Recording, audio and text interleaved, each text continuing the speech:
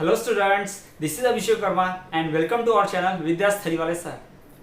सो students, आज हम आपके लेकर आए हैं क्लास 10 सीबीएसई एनसीईआरटी का इकोनॉमिक्स का second chapter sectors of Indian economy का फोर्थ वीडियो लेक्चर। जी हाँ, इसके पहले इस second chapter sectors of Indian economy के हम 3 वीडियो लेक्चर्स ला चुके हैं, जिसमें हमने इकोनॉमी के सेक्टर्स की साथ ही साथ उनमें चेंजेस की और उसमें टर्सरी सेक्टर के इंपॉर्टेंस जो बढ़ रहा है उसकी भी बात हमने की है। साथ ही साथ हमने इंडिया के टर्सरी सेक्टर के बढ़ने के कारण भी देखे हैं। और आज की इस वीडियो में हम डिस्कस करेंगे कैसे टर्सरी सेक्टर ही रिस्पॉन्सिबल है दूसरे सेक्टर्स के जॉब को लेने में। और हम यही बात करेंगे कैसे हमारे यहाँ टर्सरी सेक्टर में इंपॉर्टेंस जो बढ़ा है जॉब का वो कैसे हुआ है। हम ये देखेंगे कि हमारे यहाँ जो अनएम्प्लॉयमेंट है प्राइमरी सेक्टर की वजह से वो कैसे हुई है। और हम ये भी देखेंगे कि सेकेंडरी और टर्सरी सेक्टर में जो एम्प्लॉयमेंट बढ़ी है उसमें गलती क्या रही है।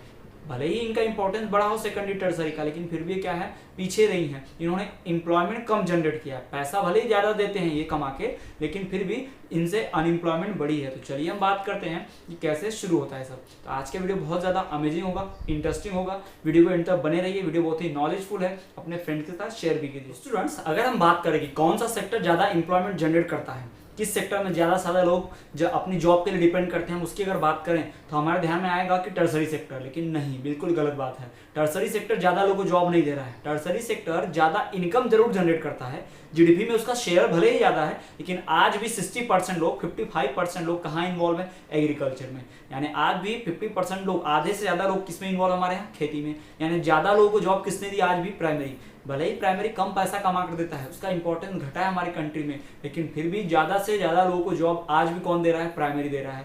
ज़्यादा लोग प्राइमरी में इन्वॉल्व हैं, लेकिन कुछ लोग अभी भी अनएम्प्लॉयड भी हैं किसी वजह से, इस प्राइमरी सेक्टर में ही और टर्सरी सेक्टर की वजह से और सेकेंडरी सेक्टर से। ऐसा क्यों है उसकी हम बात करते हैं। चलिए, और जैसा कि हमने पिछले वीडियो लेक्चर में पढ़ा कि जो इंडिया की जीडीपी है 100%, अगर उस जीडीपी में हम हमारे प्राइमरी सेक्टर यानी कि एग्रीकल्चर का शेयर देखें तो कितना होता है, सिर्फ और सिर्फ 20%। जी हाँ, हमारा जो जीडीपी है, इंडिया की जो भी जीडीपी होगी, हमने एग्जांपल के तौर पर पढ़ा था कि 100 करोड़ अगर मान लेंगे तो उसमें से 20% कौन देता है, हमारा 20% 18% कौन देता है, एग्रीकल्चर। और बाकी दूसरे सेक्टर्स मिला के देते हैं, पूरा टर्सरी और सेकेंडरी मिला कर देते हैं।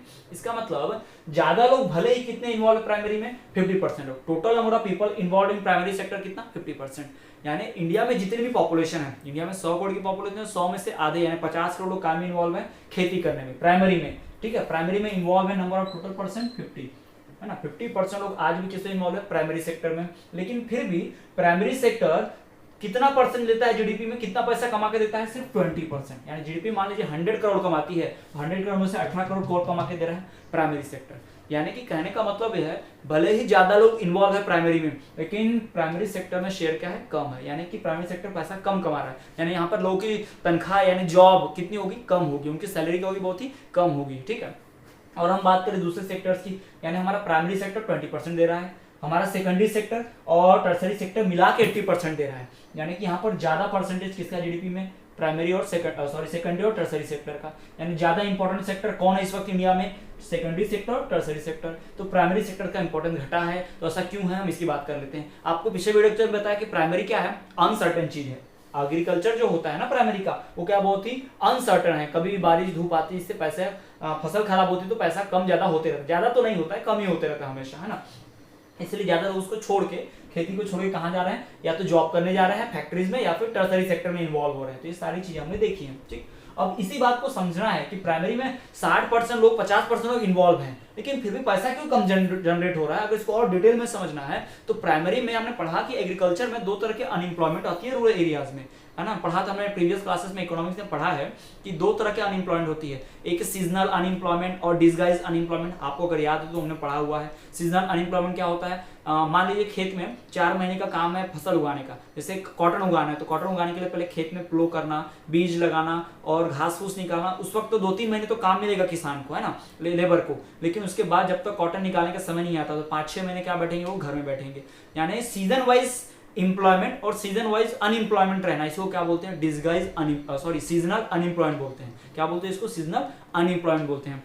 और फिर हमने पढ़ा था कि डिसगाइज अनएम्प्लॉयमेंट क्या होता है। डिसगाइज अनएम्प्लॉयमेंट का मतलब क्या, एक ही चीज में अगर जरूरत से ज्यादा लोग इन्वॉल्व हों, यानी एक ही जॉब को जरूरत से ज्यादा लोग इन्वॉल्व हों तो बाकी लोग क्या होंगे, अनएम्प्लॉयड होंगे, तो उसी को हम क्या बोलेंगे, डिसगाइज्ड अनएम्प्लॉयड बोलेंगे। इसी का एग्जांपल देते हुए आपके एनसीईआरटी बुक में एग्जांपल दिया था, केस ऑफ लक्ष्मी, यानी लक्ष्मी एक पर्सन का नाम है, उसका एग्जांपल दिया कि लक्ष्मी क्या है, एक फैमिली में, उसके घर में 5 लोग हैं, 5 मेंबर्स है फैमिली में, और क्या होता है उसके यहाँ खेती होती है, वो 2 हेक्टेयर से भी कम लैंड पे इरिगेटेड खेती करती है, यानी अनइरिगेटेड लैंड है, यानी कोई पानी देने की सुविधा नहीं है इरिगेशन देने की, ठीक है। तो कहानी को आप ध्यान से समझिए, एक एक पॉइंट को समझिए कि क्या कंडीशन है, कैसे ये अंडर एम्प्लॉयमेंट है, डिसगाइज अनएम्प्लॉयमेंट से जुड़ा हुआ है। डिसगाइज अनएम्प्लॉयमेंट का दूसरा नाम है अंडर एम्प्लॉयमेंट, इसको हम क्लियर कर देंगे।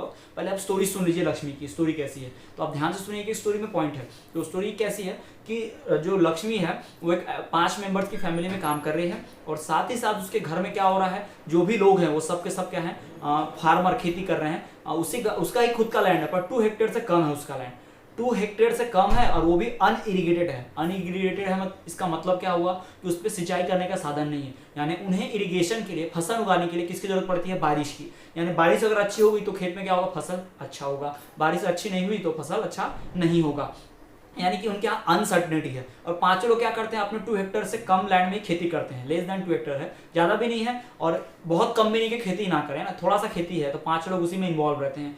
पर उसके खेत में जरूरत है सिर्फ 3 लेबर की, जरूरत नहीं 5 की, 2-3 से भी काम चल जाता है, ठीक है ना। कुछ समय खेती करते हैं, बाकी समय जब फसल लग जाती है तो खाली बैठे रहते हैं, फिर जब तक फसल हार्वेस्ट करने का टाइम नहीं आता 5-6 महीने खाली बैठे रहते हैं, यानी डिसगाइज अनएम्प्लॉयमेंट रहती है पूरी तरह से, है ना वो। और उसके बाद में जब फसल काटने का आता है तब फिर 2-3 महीने काम होता है, फिर खाली बैठ जाते हैं। तो इस तरह की अनएम्प्लॉयमेंट देखने मिलती है।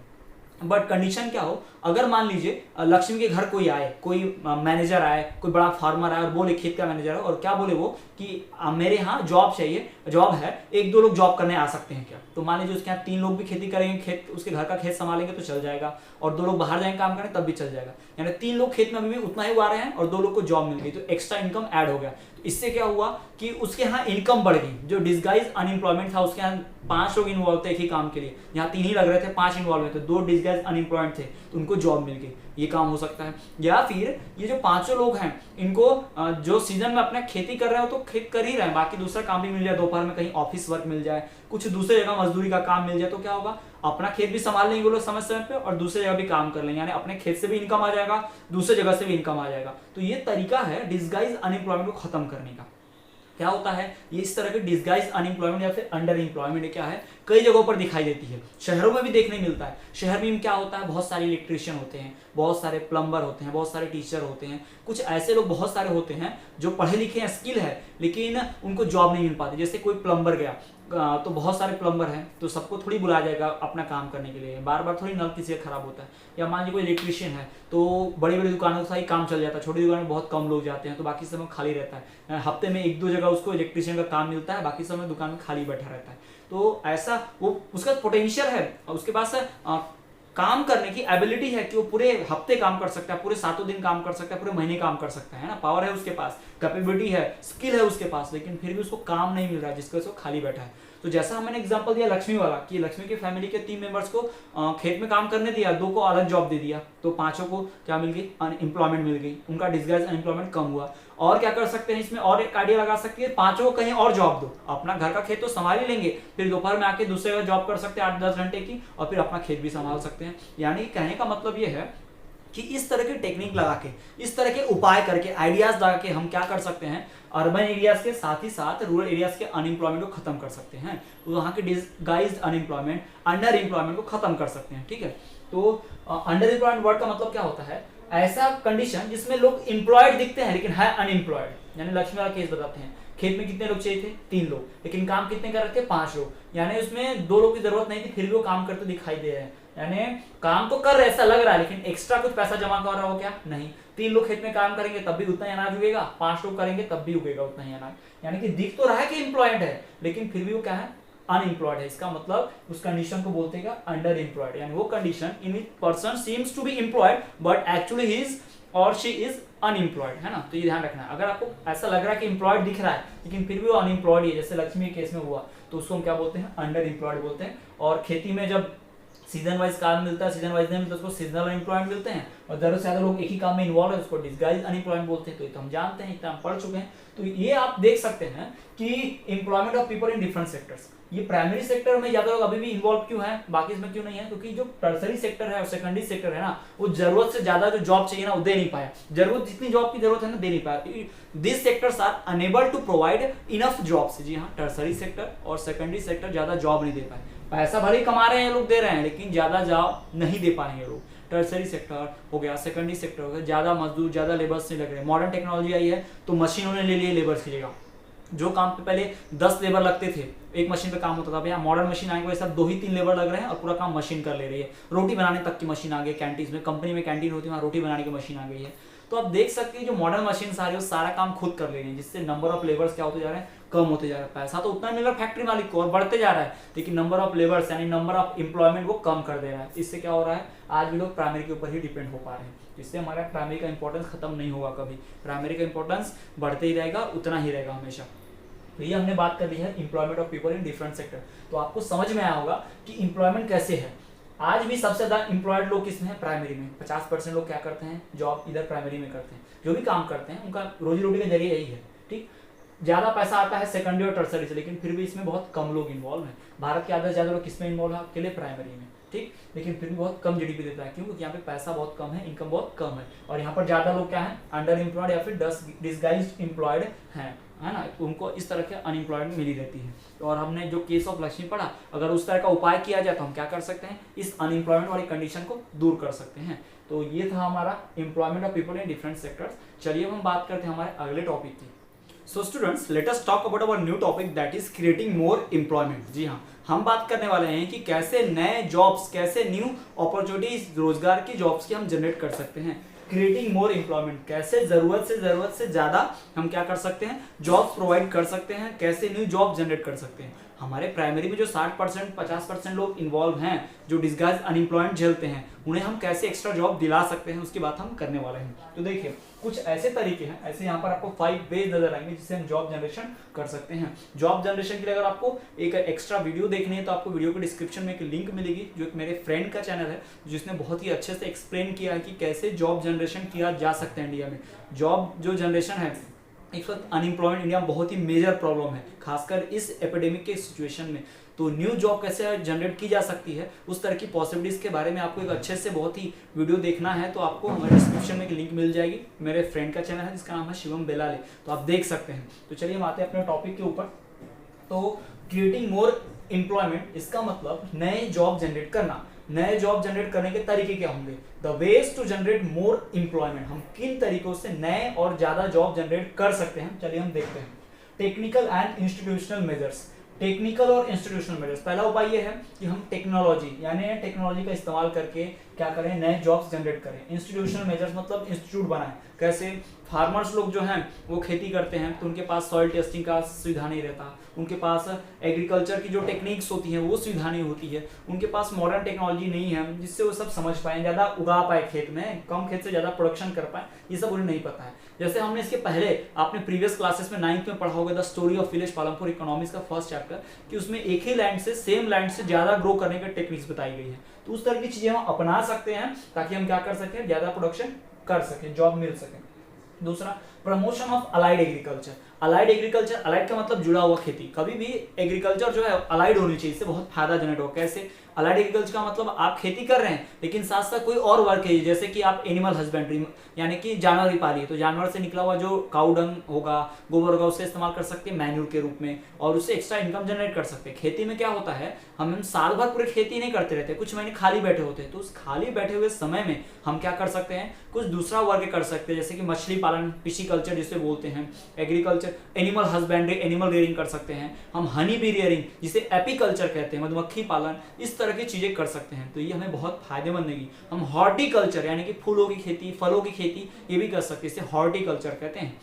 आपको ध्यान रखना है, अलग अलग तरह की चीजें नाम बने हुए, जैसे फिश के लिए होता है एपीकल्चर, फिश रेयरिंग के लिए क्या होता है, फिश रेयरिंग के लिए पिसीकल्चर, हनी बी के लिए एपीकल्चर, और दूसरा जो हम फूल और फ्रूट्स उगाते हैं उसको बोलते हैं हॉर्टिकल्चर। इसको आप ध्यान रख सकते हैं ना, एग्जाम में आता है, एग्रीकल्चर वाले चैप्टर में आपको पढ़ने मिलेगा ज्योग्राफी में, तो आप अभी ध्यान रखिए। इस तरह की खेती करेंगे, अलाइड एग्रीकल्चर बोलते हैं उसको, यानी अनाज उगाने के साथ साथ एक एक्स्ट्रा वर्क भी करना खेती से जुड़ा हुआ, उसको हम क्या बोलते हैं, अलाइड एग्रीकल्चर। तो इस तरह की खेती को प्रमोट करना है, किसानों को सिखाना है, फार्मर्स को सिखाना है कि इस तरह की खेती करो। सिर्फ खेती करोगे, अनाज उगाओगे तो क्या होगा, तुम 4-5 महीने काम करोगे, बाकी महीने खाली बैठे रहोगे। फसल लगा दी, फसल काटने के वक्त ही फिर काम मिलेगा, बाकी टाइम खाली बैठे रहे तो क्या होगा, उस खाली समय का अच्छा इस्तेमाल करके हम अलग से जनरेट कर सकते हैं इनकम, अलग पैसा कमा सकते हैं। तीसरा, focus on small scale industries. हमें स्मॉल स्केल इंडस्ट्री पे ध्यान देना चाहिए। गवर्नमेंट को हमें क्या करना चाहिए, छोटे छोटे उद्योग, इंडस्ट्री लगानी चाहिए फैक्ट्रीज गांव के पास, क्योंकि छोटी फैक्ट्रीज में बड़ी मशीनें नहीं होती है, तो ज्यादातर काम किससे होता है, लेबर से। और छोटी इंडस्ट्रीज क्या करती हैं, छोटा सामान बनाती है, जैसे कि अगरबत्ती हो गया, कैंडल हो गया, है ना, तो ये एग्रीकल्चर से रिलेटेड चीजें हैं और लेबर भी उसी के इन्वॉल्व होंगे, पतंग बनाना है, तो इस तरह की फैक्ट्रीज बहुत काम आती हैं जॉब जनरेशन करने में, रूरल एरियाज में खासकर। फिर improvement in rural infrastructure. Infrastructure का मतलब होता है basic facility, road, transport, communication, है ना, ये सब क्या कहलाता है, इंफ्रास्ट्रक्चर। तो रूरल एरियाज में अगर इंफ्रास्ट्रक्चर यानी इस तरह की फैसिलिटीज को बढ़ाया जाएगा, जो फैसिलिटीज हमने बताई अभी कि बैंक वाली फैसिलिटी, रोड की फैसिलिटी, ट्रांसपोर्ट की फैसिलिटी, कम्युनिकेशन की फैसिलिटी, ये फैसिलिटीज अगर रूरल एरियाज में बढ़ेंगी तो अपने आप क्या होगा, ज्यादा जॉब्स आएंगी। अपने आप अगर रोड ट्रांसपोर्ट अच्छा हो जाएगा तो लोग दूसरे जगह तो पढ़ने आसानी से जा सकते हैं, गाँव में स्कूल खुल जाएगा तो एजुकेशन अच्छा हो जाएगा, हॉस्पिटल खुल जाएगा तो लोगों की हेल्थ अच्छी रहेगी, तो जॉब जनरेशन ज्यादा आसान होगा। Improvement in health and education sector. Health और एजुकेशन सेक्टर में क्या कर सकते हैं, इंप्रूवमेंट कर सकते हैं। एजुकेशन सेक्टर में इंप्रूवमेंट कैसे, जिस गांव में 10th तक स्कूल है वहाँ 12th तक स्कूल खोलो, जिस गांव में सिर्फ 5th तक वहाँ 10th तक खोलो, इंग्लिश मीडियम स्कूल खोलो, हिंदी मीडियम स्कूल खोलो। इससे क्या होगा, ज्यादा से ज्यादा लोग एजुकेशन जनरेट करेंगे और साथ ही साथ उन स्कूल्स में पढ़ाने के लिए टीचर भी तो चाहिए होंगे। तो मान लीजिए एक स्कूल में 20 टीचर है तो गाँव में 2 स्कूल है तो 40 टीचर हो गए, यानी 40 लोग को जॉब मिल गई। फिर उस स्कूल में नॉन टीचिंग स्टाफ भी होगा, उनको भी जॉब मिलेगी, प्रिंसिपल होगा, झाड़ू पोछा करने वाले होंगे, खाना बनाने, उनको भी जॉब मिली ना, यानी एजुकेशन का एजुकेशन मिलेगा, स्कूल खुलेगी, लोग पढ़ेंगे लिखेंगे, साथ ही साथ कई लोग उससे जॉब मिल जाएगी। तो इस तरह कर सकते हैं। हेल्थ यानी गांव में हॉस्पिटल बनवाओ, हॉस्पिटल बनाने से क्या होगा, डॉक्टर की भर्ती हो जाएगी, नर्स की भर्ती हो जाएगी, कंपाउंडर की भर्ती हो जाएगी, वहां साफ सफाई करने वाले की भर्ती हो जाएगी, यानी इतने लोग को जॉब मिल गई, साथ ही साथ लोगों का इलाज भी हो गया, है ना। तो इस तरीकों से क्या कर सकते हैं, बहुत अच्छी, बहुत ज्यादा जॉब्स क्रिएट की जा सकती हैं, जॉब अपॉर्चुनिटी बहुत अच्छी होगी, यानी these are the method through which we can create more employment. और इन्हीं को हमें क्या करना है कि को डिटेल में पढ़ना है। चलिए हम सबसे पहले बात करते हैं, हमारा पहला पहला मेथड जिससे हम एम्प्लॉयमेंट बढ़ा सकते हैं। पहला मेथड क्या है, टेक्निकल एंड इंस्टीट्यूशनल मेथड। तो let us discuss about the technical and institutional measures to create more employment. So students, let us discuss about the first method, first measure to increase the employment or create more employment. That is the technical and institutional measures.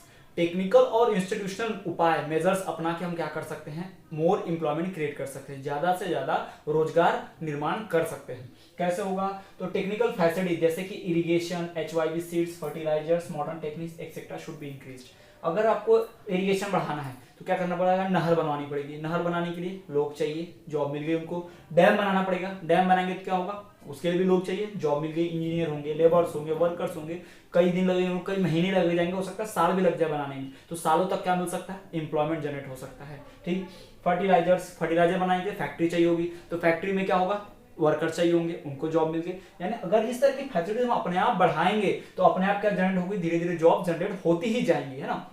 दूसरी बात, some institutional support like market, transportation, storage facility etcetera must be provided.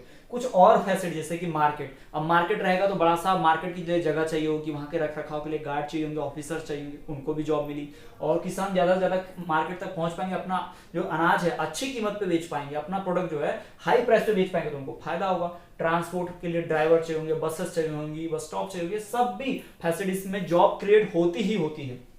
और storage facility यानी godown बनाएंगे, ration वितरण PDS system बना देंगे, तो क्या होगा, इससे अनाज बांटने का सिस्टम होगा, उस गोडाउन का देखभाल करने के लिए गार्ड होगा, मैनेजर होगा, इस सब को क्या मिलेगी, जॉब मिलेगी। इन सब पोस्ट की भर्ती निकालने उनको जॉब मिलेगी। यानी जितनी फैसिलिटीज हम बढ़ाएंगे उतनी ज्यादा क्या मिलेगी, जॉब्स मिलेंगी। मान लीजिए हम इंस्टीट्यूट बना दे सॉइल टेस्टिंग का, वहाँ पे लैब बना दे, तो साइंटिस्ट भर्ती करने होंगे, डॉक्टर्स भर्ती करने होंगे, कुछ फार्मर्स भी रखने होंगे जो क्या करेंगे, इन सब के बारे में जानकारी रखेंगे, सॉइल टेस्टिंग करेंगे, है ना। तो ये सब होगा तब जाके क्या बढ़ेंगे, अपने आप जॉब्स बढ़ेंगी। तो हमें करना पड़ेगा। ये करने से एग्रीकल्चर भी बढ़ेगा, पैसा भी बढ़ेगा, अपने आप जॉब बढ़ेगा। जॉब बढ़ेगा तो लोग ज्यादा पैसा खर्च करेंगे, ज्यादा कमाएंगे, उनका लिविंग स्टैंडर्ड बढ़ेगा, वो ज्यादा एजुकेशन देंगे अपने बच्चों को, वो भी अपने आप अच्छी जॉब हासिल करेंगे। तो ये हमारी पहली मेथड थी, technical and institutional method to create employment. तो जी हाँ, एम्प्लॉयमेंट क्रिएट करने के लिए हम पहला तरीका क्या अपना सकते हैं, टेक्निकल एंड इंस्टीट्यूशनल मेजर्स अपना सकते हैं। अब हम बात करते हैं हमारे दूसरे मेथड की, जो की है प्रमोशन ऑफ अलाइड एग्रीकल्चर, यानी अलाइड एग्रीकल्चर को प्रमोट करके कैसे हम ज्यादा जॉब जनरेट कर सकते हैं। चलिए उसके बारे में हम जानते हैं। So students, let us talk about our second method to create more employment. ज्यादा जॉब जनरेट करना, ज्यादा एम्प्लॉयमेंट जनरेट करने के लिए हम जो दूसरे मेथड अपना सकते हैं उसकी बात करते हैं। तो हमारा जो सेकंड मेथड है प्रमोशन ऑफ अलाइड एग्रीकल्चर। जी हाँ, इसके बारे में हमने इंट्रोडक्टरी पार्ट लिया है कि अलाइड एग्रीकल्चर क्या होता है। खेती, कल्टीवेशन ऑफ क्रॉप करने के साथ साथ एक साइड वर्क करना जो एग्रीकल्चर से रिलेटेड हो, उससे करेंगे तो क्या होगा, खेती करते रहेंगे, हमने क्रॉप लगा दी और हार्वेस्ट के वक्त और इन हार्वेस्टिंग और सोइंग की टाइम पीरियड के बीच में जो समय बचता है 3-4 महीने या 2 महीने 3 महीने, जिस समय किसान फार्मर क्या होते हैं, खाली होते हैं, उनके पास कोई वर्क नहीं होता, उस समय वो क्या कर सकते हैं, दूसरा कोई वर्क कर सकते हैं, जैसे कि animal husbandry, animal rearing, fishing, fish production कर सकते हैं, साथ ही साथ फ्रूट्स एंड फ्लावर प्रोडक्शन कर सकते हैं। इस तरह के काम करेंगे, हनी बी रियरिंग एंड मधुमक्खी पालन कर सकते हैं। तो इस तरह के काम करने से उन्हें एक्स्ट्रा इनकम और जॉब जनरेट हो सकती है। ठीक है, तो चलिए हम देखते हैं प्रमोशन ऑफ अलाइड एग्रीकल्चर कैसे किया जा सकता है। सबसे पहली बात, there is need to diversify the agriculture. India में 60% ज्यादा लोग इन्वॉल्व है, लेकिन सब एक ही तरह की खेती करते हैं बैठ के। तो क्या होगा, एक ही तरह की खेती करेंगे तो सबको एक जैसे जॉब, एक जैसे इनकम होगी। तो हमें डाइवर्सिफाई करने की जरूरत है। सबके पास एक ही जैसा अनाज है तो हर कोई एक दूसरे का अनाज खरीदेगा क्या, नहीं खरीदेगा ना, तो रेट ऑब्वियसली कम होगा। अगर सबके पास डिफरेंट चीजें होंगी, अलग अलग प्रोड्यूस होगा खेत में, तो उसका जनरेशन भी अलग होगा, उसका इनकम भी अलग होगा, उसमें पैसा भी अलग मिलेगा, उसमें टेक्निक भी सब कुछ अलग अलग होगी और उसमें ज्यादा नंबर ऑफ पीपल इन्वॉल्व भी होंगे। तो हमें खेती को डाइवर्सिफाई करने की जरूरत है। सेम खेती करने की जरूरत नहीं है, अलग अलग चीज उगाओ, अलग अलग खेती में काम करो, इस तरह की चीजें करने की आवश्यकता है। दूसरी बात, फार्मर्स शुड बी इंकरेज। हमारे फार्मर्स को इंकरेज करना चाहिए, प्रोत्साहित करना चाहिए, मोटिवेट करना चाहिए टू अडॉप्ट अलाइड एग्रीकल्चर। उन्हें फोर्स करो कि आप सिर्फ खेती मत करो, सिर्फ क्रॉप मत उगाओ, क्रॉप उगाओ लेकिन साथ साथ कुछ और काम करो एक्स्ट्रा, जैसे कि फिशिंग, इसको बोलते हैं पिसिकल्चर, है ना, मछली पालन क्या बोलते हैं, पिसिकल्चर। एनिमल रेयरिंग, इसको क्या बोलते हैं, एनिमल हस्बेंड्री, यानी जानवरों को पालते, जैसे गाय को, बकरी पालना, गाय भैंस पालना। इससे क्या हुआ, दूध भी मिल सकता है, डेयरी फार्म खोला जा सकता है। साथ ही साथ उनसे अडॉप्टेड, उनसे मिला हुआ जो मैन्यूर, जो गोबर होगा, काउ डंग होगा, है ना, एनिमल डंग, उसके एक्सक्रीशन क्या कर सकते हैं, फर्टिलाइजर बना सकते हैं, मैन्यूर बना सकते हैं। हनी बी रियरिंग, इसको हनी बी कीपिंग को क्या बोलते हैं, एपीकल्चर बोलते हैं, मधुमक्खी पालन को। फ्रूट एंड फ्लावर प्रोडक्शन, इसको बोलते हैं हॉर्टिकल्चर बोलते हैं इसको ना, ये भी किया जा सकता है। तो ये सब क्या करेगा, ये हमें हेल्प करेगा, this will help in generating extra income and more employment. तो इन सब कामों को करके हम क्या कर सकते हैं, एक्स्ट्रा इनकम यानी ज्यादा पैसा और ज्यादा से ज्यादा जॉब जनरेट कर सकते हैं। तो ये हमारे मेथड्स हैं। किस तरह के मेथड्स हैं, methods to create more employment. तो हमने दूसरे मेथड की बात की कि कैसे हम अलाइड एग्रीकल्चर के भी क्या कर सकते हैं, मोर नंबर ऑफ एम्प्लॉयमेंट बढ़ा सकते हैं। तो स्टूडेंट्स, आज के इस वीडियो लेक्चर हमने बात की कि कैसे डिफरेंट सेक्टर्स में पीपल एम्प्लॉयड हैं। हमने बात किया कि एग्रीकल्चर में सबसे ज्यादा एम्प्लॉयड है, लेकिन उसका जीडीपी में कंट्रीब्यूशन सिर्फ 18 to 20% ही है। हमने देखा कि प्राइमरी सेक्टर में 50% ज्यादा लोग इन्वॉल्व हैं, लेकिन फिर भी जीडीपी में शेयर बहुत कम है, जबकि कम लोग इन्वॉल्व हैं टर्सरी और सेकेंडरी सेक्टर में, लेकिन उसका जीडीपी में कंट्रीब्यूशन लगभग 80% तक है। तो हमें पता चला कि कुछ लोग प्राइमरी सेक्टर में अनएम्प्लॉयमेंट का सामना करते हैं, जैसे कि अंडर एम्प्लॉयड या फिर डिसगाइज अनएम्प्लॉयमेंट का सामना करते हैं। ये न सिर्फ रूरल एरियाज में होता है बल्कि अर्बन एरियाज में भी होता है। तो उनकी इस प्रॉब्लम को दूर करने के लिए कुछ टेक्निक अपना सकते हैं। हमने द केस ऑफ लक्ष्मी पढ़ा, जिसमें पढ़ा कि कुछ लोग हमें जॉब करते तो दिखाई देते हैं, लेकिन होते हैं वो अनएम्प्लॉयड, जैसा हमने देखा, जो जिसे क्या कहते हैं, अंडर एम्प्लॉयमेंट या फिर डिसगाइज अनएम्प्लॉयमेंट कहते हैं। फिर उसके बाद हमने पढ़ा कि केस ऑफ लक्ष्मी में कैसे टेक्निक अपनाई गई थी कि उनको ज्यादा जनरेट हो जाए इनकम, है ना। फिर उसके बाद हमने पढ़ा कि ways to create more employment. फिर उसके बाद हमने पढ़ा two ways to create more employment. जी हाँ, हमने पढ़ा कि कैसे ज्यादा एम्प्लॉयमेंट जनरेट की जा सकती है, जिसके हमने 5 टेक्निक्स के इंट्रोडक्टरी पार्ट लिया, जिसमें हमने सबसे पहला टेक्निक पढ़ा कि हम इंस्टीट्यूशनल मेजर्स को बढ़ा के ज्यादा जॉब जनरेट कर सकते हैं, साथ ही साथ हम अलाइड एग्रीकल्चर को प्रमोट करके भी ज्यादा जॉब जनरेट कर सकते हैं। तो ये सारी बातें हमने इस वीडियो लेक्चर में की है। स्टूडेंट्स, आज के वीडियो लेक्चर में इतना ही। आई होप ये वीडियो लेक्चर आपको पसंद आया होगा। वीडियो को लाइक कीजिए, अपने फ्रेंड तक ज्यादा से ज्यादा शेयर कीजिए, और कोई डाउट है आपको तो कमेंट कर दिए, आपको हम वो जवाब दे देंगे, उसका डाउट क्लियर कर देंगे। और आप जानना चाहते हो कि कैसे ज़्यादा जॉब जनरेट की जाती है, जैसे मैंने आपको वीडियो में पहले ही बताया कि ways to create more employment, India में और कौन से मेथड्स हैं और कौन से टेक्निक्स हैं जिनको लगाकर हम क्या कर सकते हैं, ज़्यादा से ज़्यादा जॉब जनरेट कर सकते हैं। तो उसके लिए आप एक्स्ट्रा एक वीडियो देख सकते हो, वीडियो की लिंक आपको डिस्क्रिप्शन में मिल जाएगी। वो मेरे एक फ्रेंड का चैनल है जिसे आप प्रमोट कर सकते हैं। तो अलग अलग टॉपिक्स पर जो इंडिया में चल रही प्रॉब्लम्स है या कोई भी मैटर जो चल रहा है उसके ऊपर एक सही डिलीवरी, ट्रूथ डिलीवरी यानी सही बात बताई जाती है, सही तरीके से डिक्टेट किया जाता है। तो उस चैनल को आप सब्सक्राइब कीजिए, उस पर हैं जो भी वीडियोस उनको आप लाइक कीजिए और शेयर कीजिए ताकि आपको एक अच्छा नॉलेज गेन कर पाए। तो चलिए मिलते हैं हम आपसे अगले वीडियो में, तब तक के लिए आप देखते रहिए इसी तरह हमारा चैनल विद्यास्थली वाले सर।